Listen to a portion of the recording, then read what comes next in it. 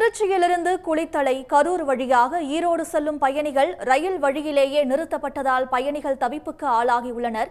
இதுகுறித்த கூடுதல் விவரங்களுடன் செய்தியாளர் கணபதி இணைப்பில் இருக்கிறார். கணபதி, விவரங்கள். கரூர் ரயில்வே கட்டுப்பாட்டில் உள்ள வீரராக்கியம் பகுதியில் தண்டவாள பணி பராமரிப்பு பணி நடைபெற்று வருவதால் சுமார் 4 மணி நேரம் ரயில் சேவை அந்த இடத்தில் நிறுத்தப்பட்டுள்ளது.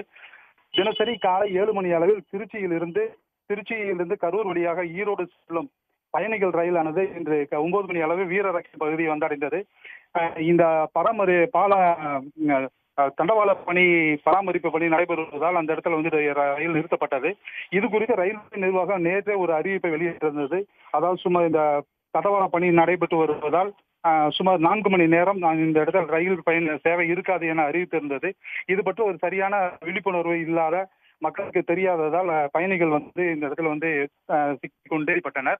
இதைத் தொடர்ந்து கரூருக்கு டெக்ஸ்டைல்ஸ் மற்றும் பஸ் பாடி கம்பெனிக்கு ஆயிரக்கணக்கான தொழிலாளர்கள் தினசரி வந்து செல்வதால் அவர்கள் ஒரே நேரத்தில் அரசு பேருந்து மற்றும் தனியார் பேருந்துகளில் வீரராக்கியம் பகுதியில் ஏறியதால் ஒரு பரபரப்பு ஏற்பட்டது.